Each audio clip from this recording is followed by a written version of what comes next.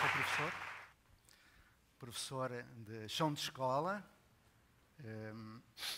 Durante mais de 30 anos andei lá por Portugal, participando de projetos. E tive o privilégio de participar de um projeto numa escolinha do norte de Portugal, num coletivo, porque todos os projetos humanos são projetos coletivos. E desde há mais ou menos 10 anos para cá, continuo a aprender no Brasil, com professores, com crianças. No Brasil, que tem os melhores teóricos que eu já conheci, que tem professores extraordinários, mal pagos, mas extraordinários, e vou aprendendo com eles a fazer das crianças e dos jovens pessoas mais sábias e mais felizes. É isso. Então, hoje, talvez vos deva falar rapidamente, não é? De dois ou três aspectos da minha aprendizagem, para partilhar convosco aquilo que ainda tenho muito para aprender. Quando nós decidimos ir para professor, nós vamos por uma de 3 razões. Ou porque precisamos de um emprego, é a primeira grande razão, ou por amor, ou por vingança. Eu confesso que fui por vingança. E exponho-me realmente ao vosso julgamento. E fui por vingança porque eu jurei a mim mesmo, porque eu amor já tinha, e emprego também. Eu era eletricista, estava na engenharia. Fui por vingança porque eu jurei a mim mesmo que nenhum dos meus alunos iria passar pelas situações de humilhação, de exclusão que eu passei enquanto criança de favela. Então, com essa intenção vingativa, eu fui. Mas os primeiros anos foram difíceis, porque eu não conseguia vingar-me. Todos os anos eu dava aula, preparava bem as aulas, porém, no final de cada ano, muitos meus alunos não conseguiam aproveitamento, reprovavam. E iam engrossar aquelas hordas de classes de apoio, classes de aceleração, também deve haver de freação, mas nunca vi. Então, eu ficava espantado como é que eu trabalhava tão bem, dava aulas tão boas, e eles não aprendiam. Até que um dia, numa escola, antes da Escola da Ponte, numa escola onde eu trabalhei, deram-me a guarda de uma turma pequenina, de 48 alunos, muito pequenina. E um dia a diretora chegou e disse: professor Pacheco, o senhor é um privilegiado, só tem 48 alunos, mas trago-lhe aqui um que lhe vai dar muito que fazer. Vai-lhe dar mais trabalho do que os outros 48. Eu disse: então quem é? Mandou entrar o jovem. Olha, este tem 13 anos, é o Teixeira, é autista e é perigoso. Eu, Teixeira, sabia que era o nome da criatura. O autista não fazia ideia alguma, naquela época não se falava disso, nem das necessidades especiais, nem da inclusão. Era deficiente e acabou. Era autista, eu fui ao dicionário, fiquei a saber o mesmo. Perigoso, eu sabia o que era. Então, começou a aula, eu pus no quadro tarefas para cada uma das séries, para os 48, e alterei o meu planejamento, fui direto ao dito autista. Quando cheguei ao fundo da sala e quis falar com ele, ele começou num movimento pendular, estranho. Eu voltei atrás e fui à secretária, à minha secretária. Agora não tenho secretária, desde há 30 e tal anos que eu deixei de ter secretária, mas naquela época tinha. E fui ver o relatório que vinha com o aluno e dizia que ele tinha mandado uma professora para o hospital. Quando ela se aproximou, agarrou-lhe os brincos, rasgou-lhe as orelhas. Bom, eu percebi o que era perigoso, aproximei-me de novo e ele começou outra vez com o movimento pendular. Eu vim atrás e à frente. Andei naquele baile durante 1 minuto ou 2, até que eu percebi: eu não sei trabalhar com este jovem, eu não consigo chegar a este jovem. E os outros, o resto da turma, tinha acabado as tarefas. Eu voltei a dar a aula, olhando para o autista lá no fundo da sala. Comecei a sentir uma perturbação tremenda, uma frustração, uma incompetência profissional que nunca tinha sentido. Até que eu entendi. Fui para casa e pensei: português, pensa devagar, mas pensa. Eu pensei o seguinte: eu não tenho um autista na sala, eu tenho 49, 50 autistas, que eu também era. Ou seja, Um dos grandes problemas de eu não conseguir vingar-me era o facto de eu estar sozinho e cada um estar sozinho, olhando o colega da nuca da frente. Mas que me adiantava ter descoberto isso se não sabia como dar resposta? Até que veio outra escola. E nessa escola deram-me uma turma de jovens na 4ª série que não sabia ler nem escrever. Em Portugal, claro. No Brasil deve ser diferente. E então eu perguntei às crianças porquê é que elas não sabiam ler. Elas disseram, olha, professor, todos os anos é a mesma coisa. Nós estamos nesta turma porque todos nós não sabemos ler. Mas como é? Olha, é assim.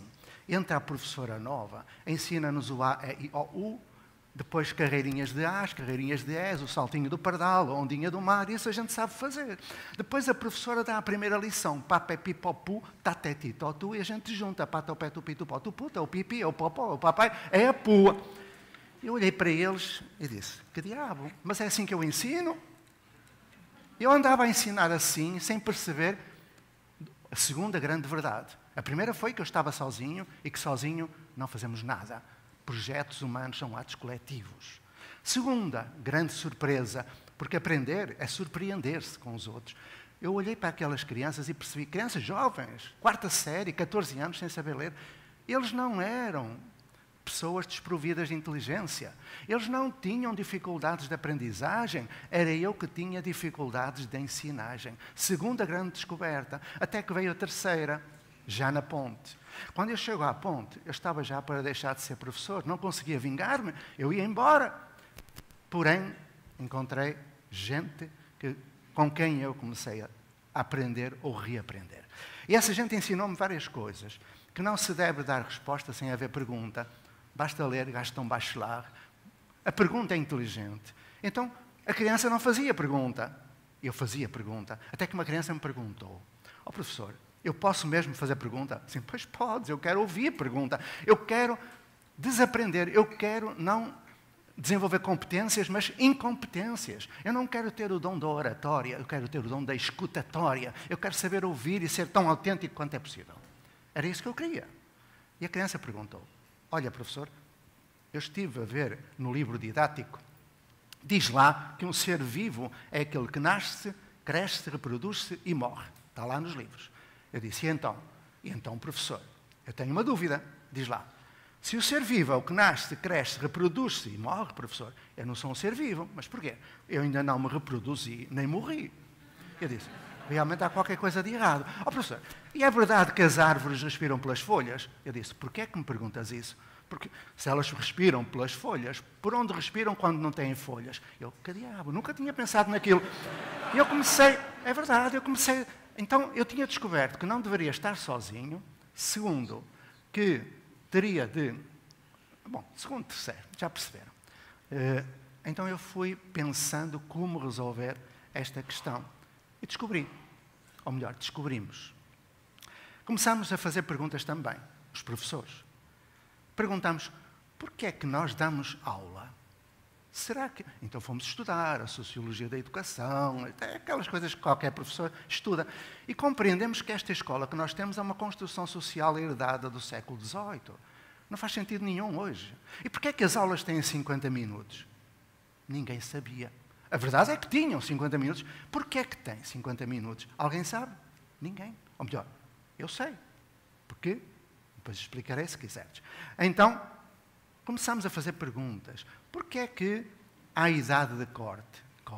Porquê é que há carga horária? Carga é coisa de jegue, não é coisa de gente. Porquê é que há grade curricular? Porque, reparai que as palavras reproduzem uma cultura. Então nós compreendemos porquê é que há insucesso. Porquê é que o Brasil tem 14 milhões de analfabetos funcionais? Porquê é que 70% dos brasileiros não sabem interpretar um texto simples? Nós sabemos agora porquê é que o sistema educativo brasileiro desperdiça 56 bilhões de reais por ano. Está no relatório da Fiesp de 2010. Vão ao Dr. Google, está lá.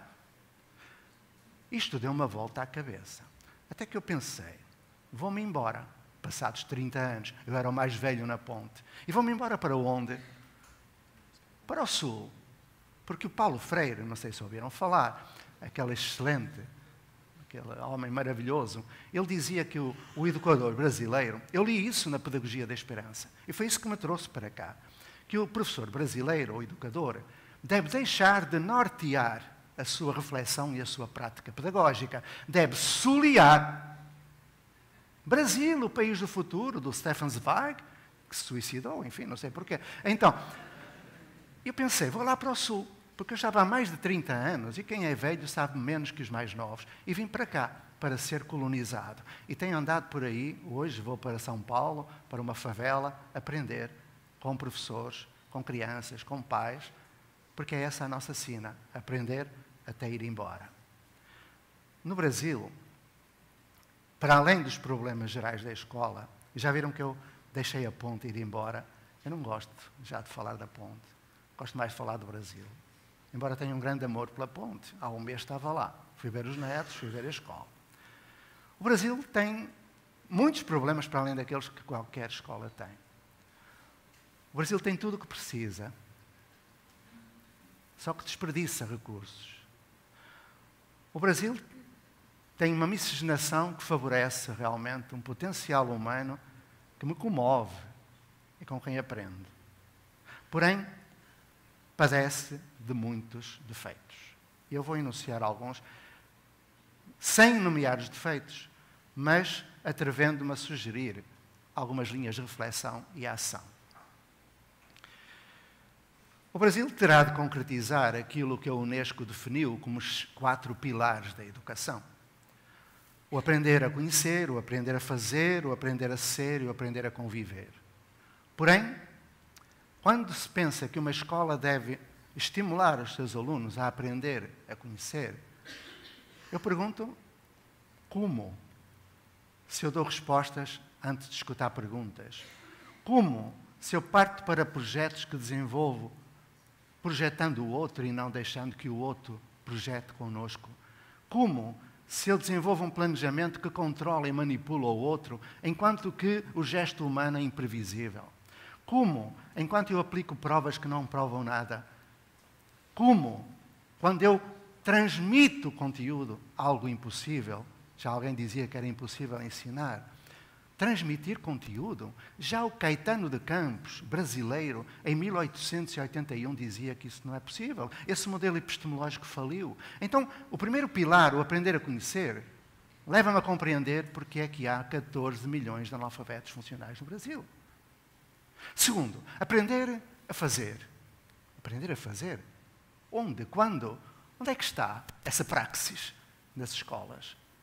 Os professores que lá estão são capazes de desenvolver, porém, de um ano para o seguinte, alguém se lembra, ou ao fim de 4 anos, de deitar tudo por terra e começar tudo de novo, mito de Sísifo, como se tudo o que foi feito fosse passível de ser desperdiçado. Aprender a ser, onde é que está? Onde é que estão os valores, os princípios? Se eu olhar para a lei de diretrizes e bases do maravilhoso Darcy Ribeiro, inspirado em Anísio, está lá tudo. Temos que cumprir a LDB. Se eu olhar para os PCN, para o capítulo 1º e 8º, eu vejo cidadania, autonomia, responsabilidade. Como é que se desenvolve a responsabilidade numa escola sujeita a uma hierarquia tremenda?